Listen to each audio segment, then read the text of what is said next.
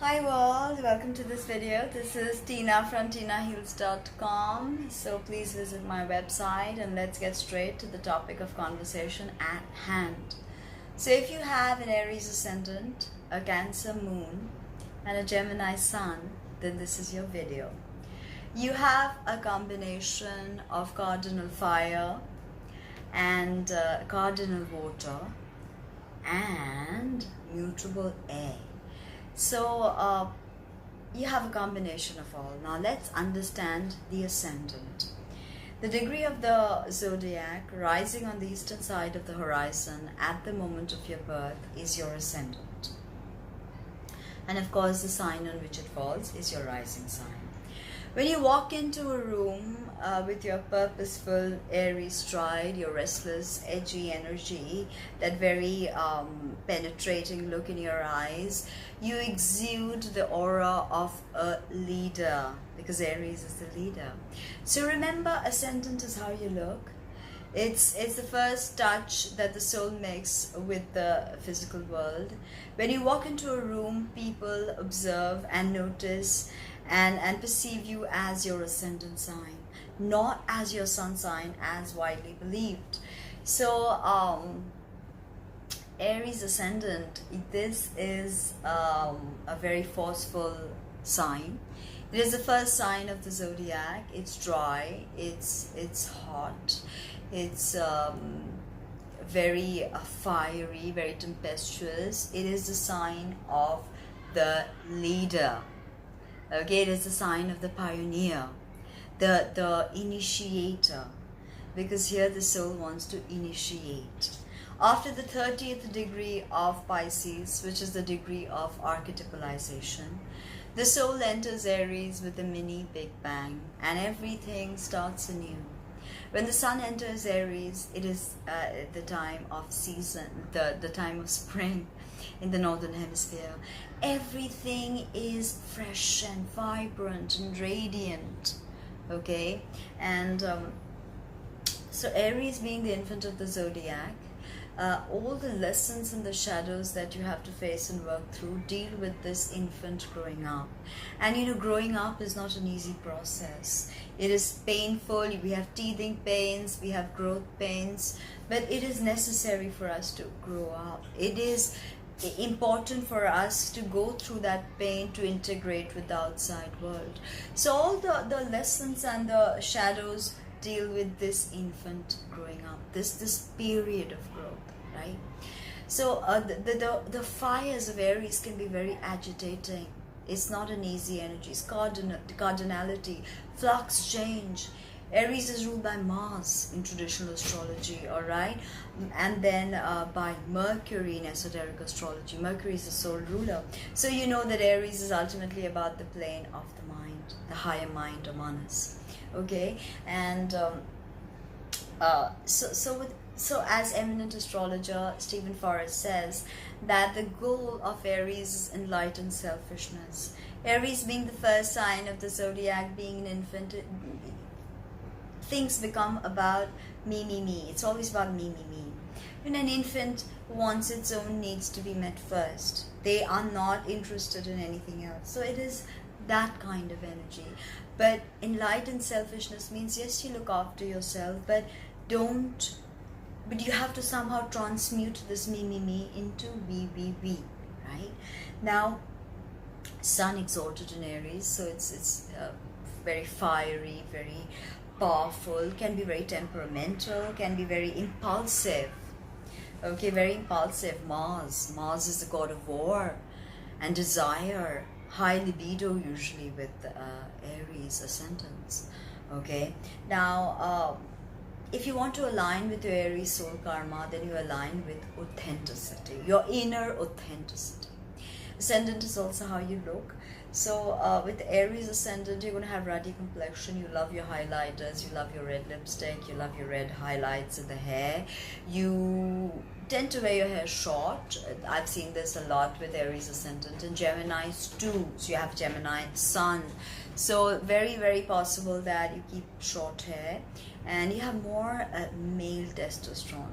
okay? Even if you're a female, you have more of the masculine within you, okay? And you are very tuned into that. Very prominent eyes, very prominent piercing edgy look in the eyes, prominent cheekbones, narrow chin, a very sharp nose, very distinctive features on the face, because Aries rules the head. So everything is this part of you is a big part of your identity, of who you are, okay? Now, exercise is a must. Look after your nervous anxiety, because Virgo is your 6th house and you can directly feed off that energy. 6th house is the house of health. Nervous energy, restlessness, impatience can result in a lot of other complications. Since you also have a Cancer moon, it can directly affect your stomach. Gastroenteritis and all this can occur. So be careful of that. Be careful of migraines and high blood pressure issues. Also be careful of violence, accidents, and guns and heavy machinery and road rage. Okay, this is something you need to work with, because anger can be a big part of the Aries ascendant, having Mars as your ruler, Some of you may have persistent acne. If you have an afflicted Mars, you can have issues with your ears, eyes, even teeth and gum can be very sensitive. Okay, you may even wear glasses. If you don't, you can just slap on a pair of shades, because you really want to emphasize this part of your head.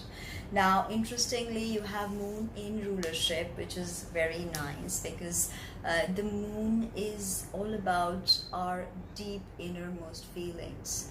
Okay, the ascendant is the mask we wear. As the Jungian scholar Frida Fordham says, that the mask is the persona, and the world perceives us according to that mask.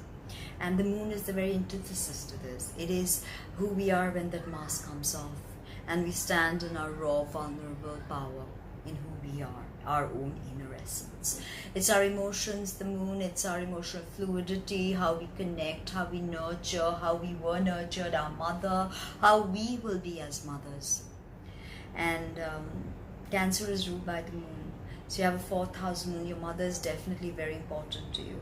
Family is very important to you. And if you have afflicted moon and afflicted 4th house and other things, afflicted ascendant lord as well, making difficult aspects to your moon, then you may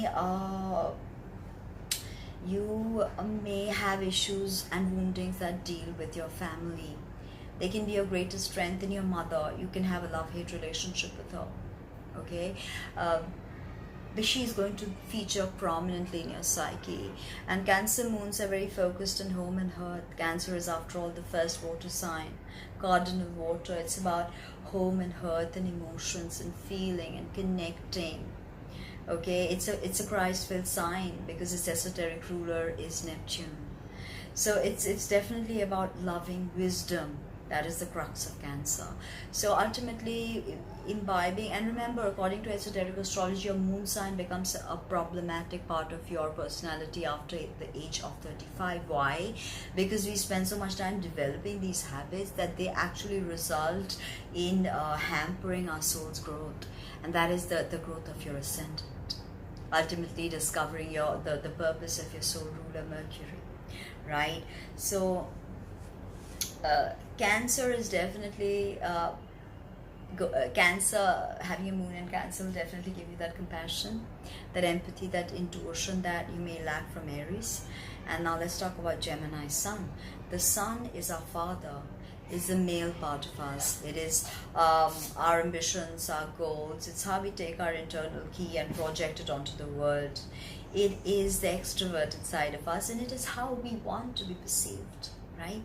So now, having a Sun in Gemini Sun is strong and powerful, and the esoteric ruler of Gemini is Venus. So you're definitely artistic. Okay, you have an artistic inclination.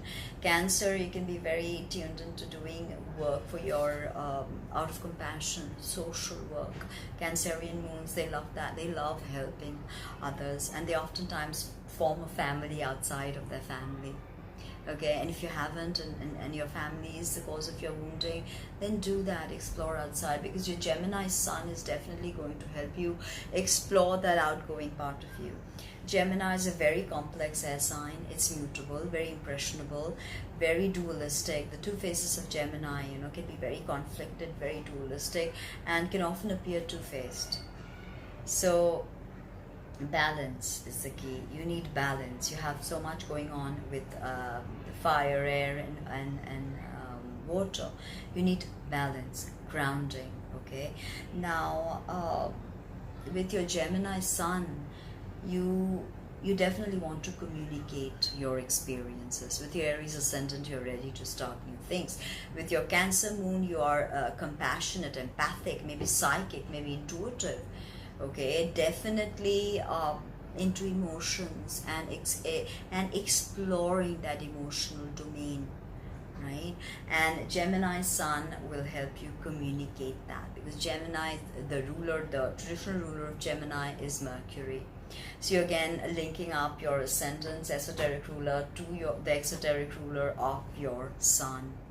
Okay, and you have a 10th house sun, so we definitely are made for public life, and you're not afraid to go out there, speak your mind. And although your Cancer moon can be quite an introvert, but I would say you're an ambivert, because Gemini just wants to communicate every single thing. They don't have staying power.